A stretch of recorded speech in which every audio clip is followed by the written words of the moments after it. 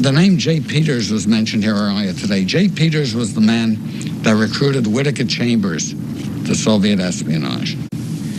This is Peters' manual on the Communist Party. It's written in 1935 at precisely the time that he was working with Whittaker Chambers. And he gives us an indication of what communists really thought, as opposed to being liberals in a hurry or just being agrarian reformers. He printed the text of a pledge that Communist Party members gave at a meeting in 1935. I now take my place in the ranks of the Communist Party, the party of the working class. I take this solemn oath to give the best that is in me to the service of my class. I pledge myself to rally the masses to defend the Soviet Union, the land of victorious socialism. I pledge myself to remain at all times a vigilant and firm defender of the Leninist line of the party, the only line that ensures the triumph of Soviet power in the United States. These are people that believed, and there were not that many of them by 1938, 39, there was perhaps 80,000 of them. They believed that they wanted to achieve the triumph of Soviet power in the United States. And they were not permitted to deviate in any way from the party line. And Peters lays out the things that a communist must believe. We cannot imagine a discussion, for example, questioning the correctness of the leading role of the proletariat revolution or the necessity for the proletarian dictatorship. We do not question the theory of the necessity for the forceful overthrow of capitalism. We do not question the correctness of the revolutionary theory of the class struggle. We do not question the counter-revolutionary nature of Trotskyism. We do not question the political correctness. Political correctness is not a current word. We do not question the political correctness of the decisions, resolutions, etc.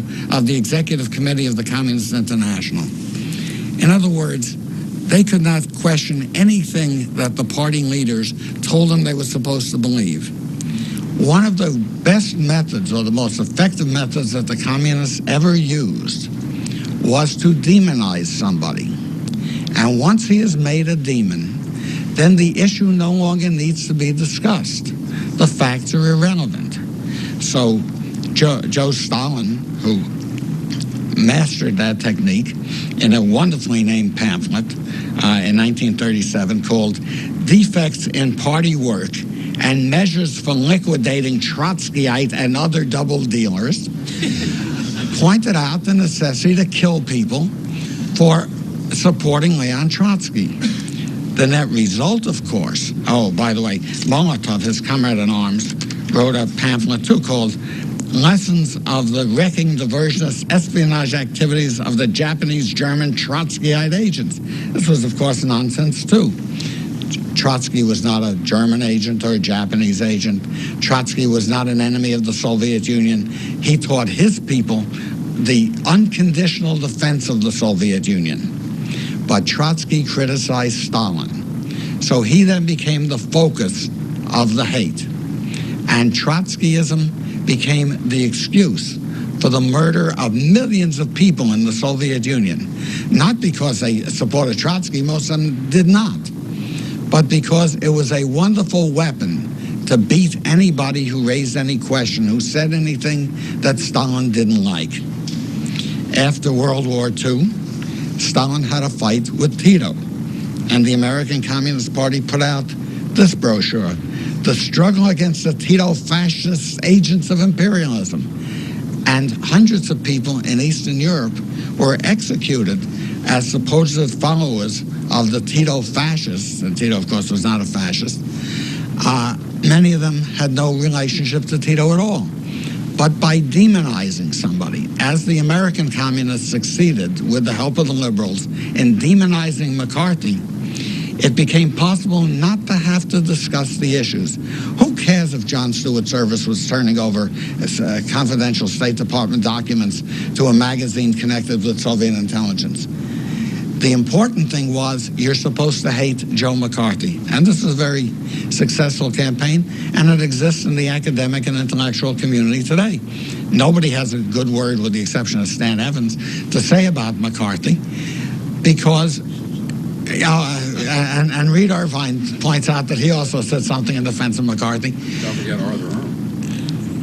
Yes, I will hear more from Arthur Herman later today, whose very valuable book sets the record straight in many of these areas. But the fact is that you cannot express that viewpoint successfully in the American press or in the American academic community, because the demonization of McCarthy was so effective. And what McCarthy talked about, and we've had this sort of discussion today in a number of cases, McCarthy was talking about communists in government. And many Republicans in those days were talking about that problem, communists in government. The fact of the matter is that they didn't understand the extent of the problem, because no member of the Communist Party having access to sensitive U.S. government information would say no when the KGB came and asked them to turn it over. Because members of the Communist Party were American-born or American citizens, totally loyal to their own country. Their own country was the Soviet Union, and we'll get into that in a little while. And as John Haynes pointed out before, the leadership of the American Communist Party was deeply involved in the operation of recruiting American Communist Party members to work for Soviet intelligence in the sensitive areas of the United States government. And let me tell you something else very peculiarly. In 1940, we should have known, because that year, Stalin sent his goons to assassinate a man named Leon Trotsky, the demonized character back from in the Soviet Union days. Trotsky was living in exile in Mexico. The first assassination attempt failed. They shot up the building that he was in. They got into the room that he and his wife were sleeping in and machine gunned the bed. But he and his wife were hiding in the corner under the sheets and blankets, and they missed him. Trotsky was furious about a lot of things. They had murdered his son in France in 1938. And he decided to tell as much of the truth as was useful for him at the time. And so he wrote a letter to the Mexican Attorney General explaining how this assassination attempt had taken place. And he said that in the Central Committee of every Communist Party, there is a member assigned to recruit people for the Soviet Intelligence Service, to find out which party members are available or capable of doing the work for Soviet intelligence and turning them over. A few months later, another Stalinist agent came into Trotsky's home with a pickaxe and put it in Trotsky's head. And that was the end of Trotsky, and we heard no more from him. But between the time of the first assassination attempt and the successful attempt later, something else happened. J.B. Matthews, the research director of the Dies Committee, sent a telegram to Trotsky inviting him to the United States to testify before the committee, the House Committee on Un-American Activities at that time, about Soviet espionage in the United States. And Trotsky agreed and sent a telegram back to Matthews saying he wanted to come. Matthews told me years later that the State Department would not give him a visa. And as J.B. said, only half-jokingly, every other communist that wanted to come into the United States had no problem coming in. But Leon Trotsky, they made sure to exclude because he might tell the truth about something that the Soviet Union was doing.